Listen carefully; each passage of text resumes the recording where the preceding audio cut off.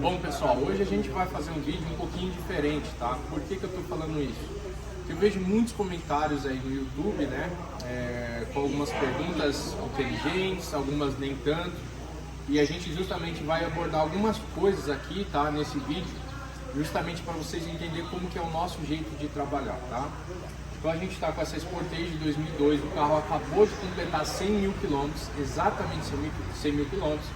O cliente não tem nenhum histórico de troca, tá? E ele trouxe aqui pra gente, o cliente, por livre e espontânea vontade, trouxe pra gente fazer a troca preventiva do óleo de câmbio automático, tá? Por que eu tô batendo nessa tecla?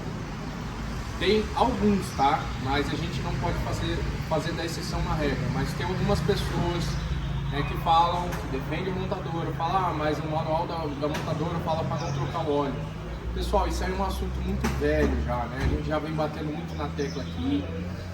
As pessoas que buscam o nosso vídeo realmente têm uma concepção diferente de como funciona a manutenção, tem uma mente mais aberta, né, para ouvir o que a gente passa.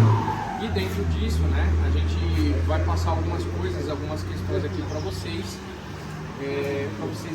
realmente entender, né, o princípio básico de um bom funcionamento de uma transmissão e assim você poder preservar a vida útil dela, tá? Não estou dizendo que você trocando o óleo você vai estar blindado de problemas, pessoal, muito longe disso, tá?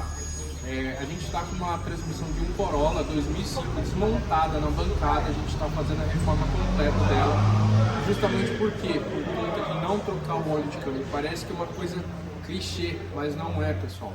A coisa que a gente pode fazer assim para realmente prolongar a vida útil da transmissão, trocar o óleo, cuidar do sistema de arrefecimento, cuidar da bateria, cuidar do carro de maneira geral, porque a transmissão ela não trabalha sozinha, ela depende de vários periféricos, né, para ela ter um bom funcionamento. Então assim, só para vocês entenderem a complexidade e a magnitude, né, de uma transmissão automática. Se uma injeção estiver falhando, tiver 3 cilindros, automaticamente a transmissão vai precisar fazer mais troca de marcha, consequentemente vai ter mais atrito, vai gerar mais calor. Então assim, tudo isso vai influenciar no processo final, tá pessoal? Então assim, quilometragem também não é um fator decisivo para a troca. Tem gente que fixa a cabeça, vou trocar o meu a cada 100 mil, vou trocar o meu a cada 50 mil. Vai variar muito de situação e de cada cliente, tá? Às vezes o cliente está lá no Nordeste, o cliente lá do Sul é totalmente diferente. O clima, a região, tudo isso vai interferir realmente na durabilidade do fluido, tá? A própria transmissão em si também. Então assim, transmissões que utilizam mais quantidade de marcha, tende a trocar mais marcha. Todas as vezes que troca marcha, né, vai ter um acoplamento da embreagem e consequentemente gera calor e atrito, né? Então, por exemplo, uma transmissão 9 marchas, o desgaste do próprio fluido é muito mais acentuado do que uma transmissão 3 marchas do Monza, por exemplo, né? Então essa transmissão é uma transmissão 6 marchas, tá? Que compartilha aí a engenharia com a Hyundai também. No caso, por exemplo, vai compartilhar bastante coisa com a Santa Fé também, o Azira, tá? Então a concepção da transmissão é a mesma. Aqui a gente tirou uma pequena amostra de óleo, né? Ele está escuro, mas ele apresenta uma boa translucidez. A gente já fez teste de rodagem com o carro, né? Andando tanto em cidade quanto rodovia. A gente já passou scanner para averiguar toda a parte eletrônica. Então assim, a avaliação que a gente faz antes de fazer a troca do óleo é importantíssima, tá? Na verdade não é importante, é essencial para que a gente tenha uma segurança no processo. E o óleo que a gente vai utilizar, nada menos, né, do que o Manol, né, que é uma marca alemã. Eu vou ver se dá para mostrar aqui para vocês, ó. Olha lá, é que tá tudo em inglês aqui, né? Mas aqui vocês conseguem visualizar que ele vem de Hamburgo, da Alemanha, tá? Ele é um óleo importado, tá? E tem tudo isso aqui de aprovações, tá? Isso aqui custa muito, muito dinheiro, né, para uma desenvolvedora de fluidos. Por quê? Ela levou, né, o óleo dela para uma certificadora de qualidade, que no caso é a empresa responsável por fazer a homologação do óleo, passa por uma série de testes para ele cumprir com as exigências da montadora, tá? Então tem a aprovação Kia, Hyundai, GM, Ford, BMW, Bentley, várias outras aprovações, tá? Não é só dessa linha aqui não.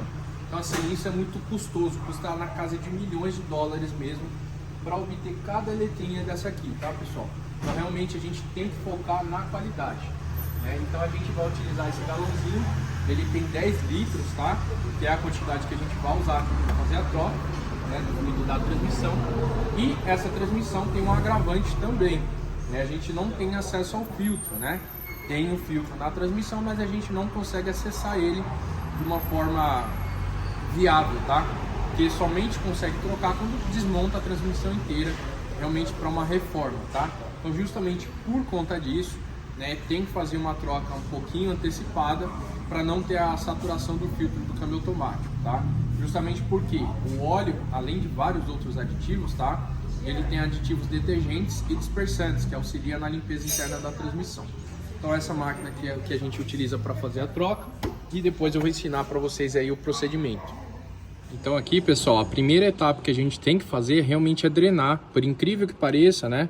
Por mais que essa transmissão não tenha cárter acessível, né? Aquela janela que a gente chama, a gente tem que retirar o bujão para retirar o máximo de possível do óleo velho, né? Que fica aqui armazenado, não vai sair tudo que tem na transmissão, que a maioria do óleo fica no conversor de torque, né? Fica aqui na lateralzinha do corpo de válvulas, né? Mas olha lá, parece assim, né, que ele não tá com um aspecto tão ruim. Porém, quando a gente coloca aqui no balde, pessoal, a gente visualiza melhor a questão da coloração dele, tá? Ele já tá... eu digo aqui que nessa situação é um ponto ideal de troca, tá? Justamente porque a gente não pode deixar o fluido chegar numa condição um pouco mais severa para trocar. A gente tem que trocar, né, enquanto ele ainda possui as aditivações dele em dia, né, possui as características dele em dia também, porque envolve coeficiente de atrito, melhorador do índice de viscosidade, entre várias outras coisas, tá? E olha aqui que eu falei para vocês, né? A gente não tem aquele cárter para acessar o filtro, igual, por exemplo, uma transmissão de um Corolla, uma Hilux, né? Família GM também não tem acesso, né? Então sempre tem que fazer uma troca antecipada, tá?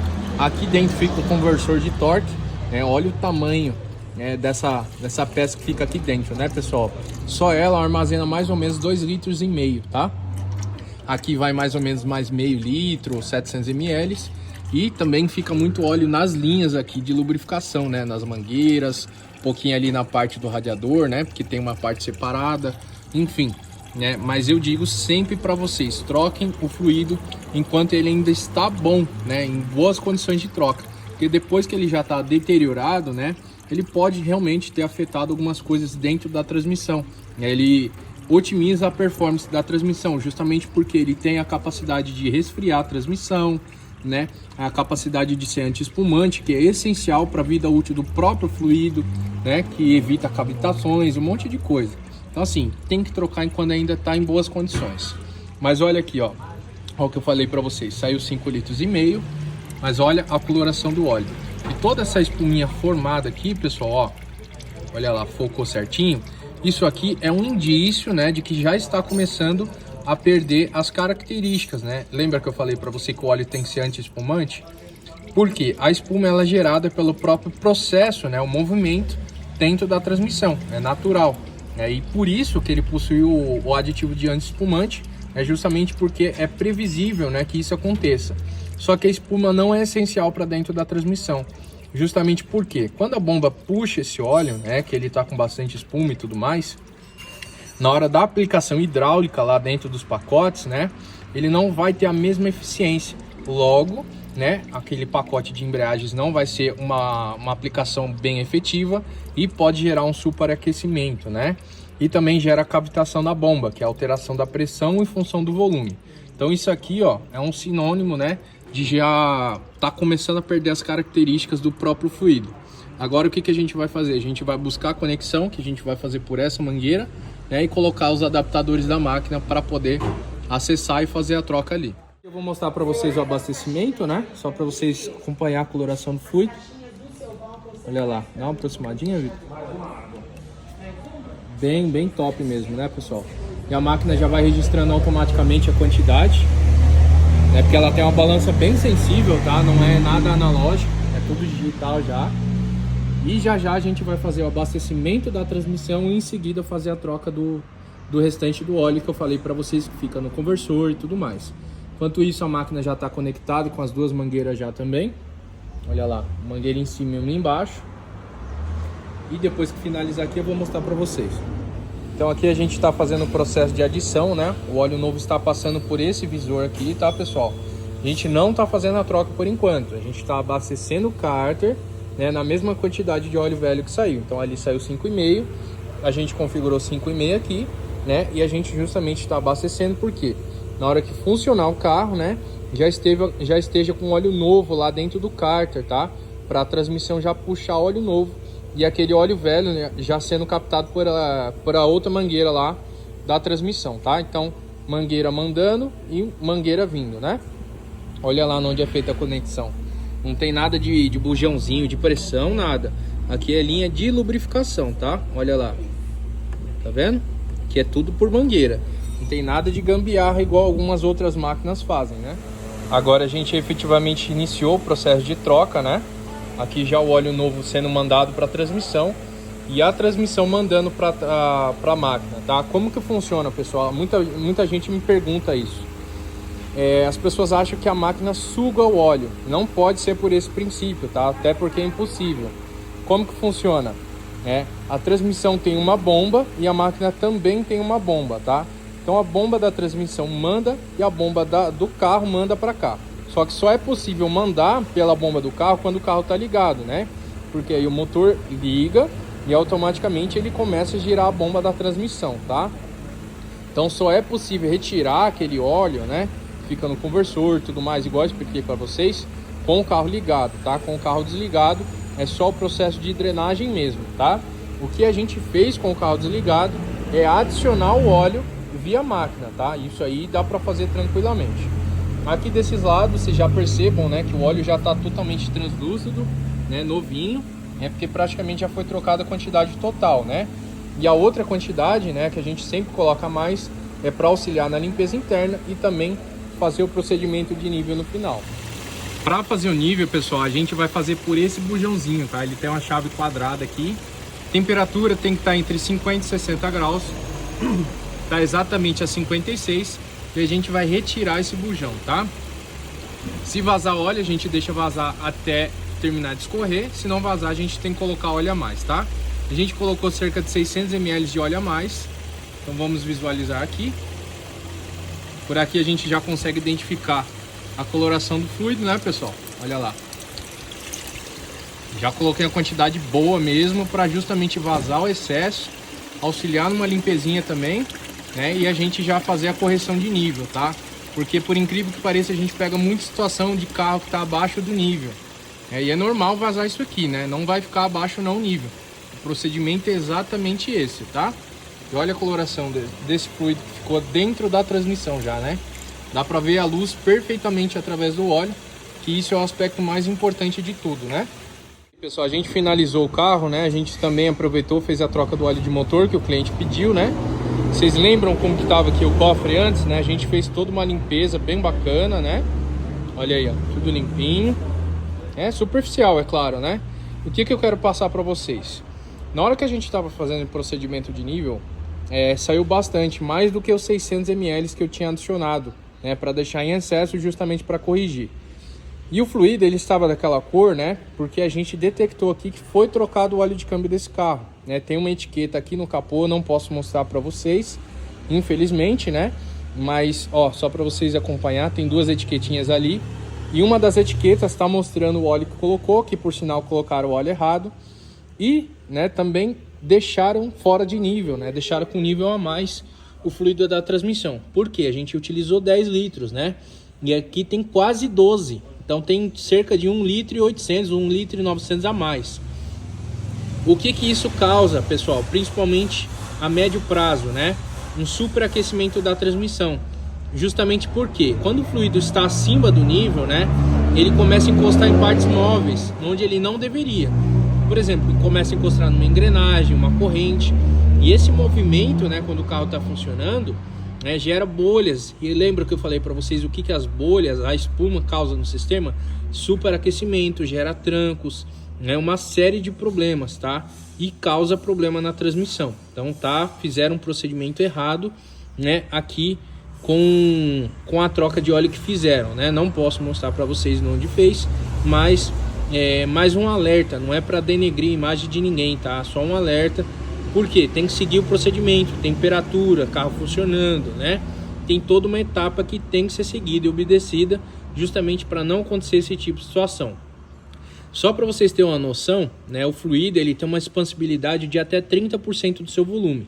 Então, por exemplo, 1 litro de óleo, né, quando ele está aquecido, mais ou menos aí a 90, 100 graus, ele vira 1,3 litro. Agora, se a gente imaginar, por exemplo, 6 litros de óleo, né, ele já sobe para 7,800. Então, um volume muito grande, né? Então, não pode deixar com nível acima e nem abaixo. Tem que deixar exato, conforme o procedimento que a gente fez, tá? Mais um recadinho, rapidinho. Tem muita pessoa que às vezes assiste aos nossos vídeos e aí, né, por falta de conhecimento, é normal, né, pessoal? Às vezes o cara quer pesquisar ali, pesquisar em outro lugar e é normal, né? Mas aí vem falar bobagem nos vídeos, né? Pessoa que não tem conhecimento técnico nenhum, né, vem querer debater com a gente, né? Infelizmente acontece bastante de a pessoa às vezes até ofender, né? Sem ao menos saber o que está falando, né? A pessoa quer defender o manual do carro, né? Deveria ser correto o manual do carro. Mas a gente está numa situação Brasil, né, pessoal? A gente tem que ter uma mentalidade totalmente diferente. Eu tenho irmãos que moram na Inglaterra e lá eles têm um procedimento totalmente diferente em relação à manutenção preventiva do carro, tá?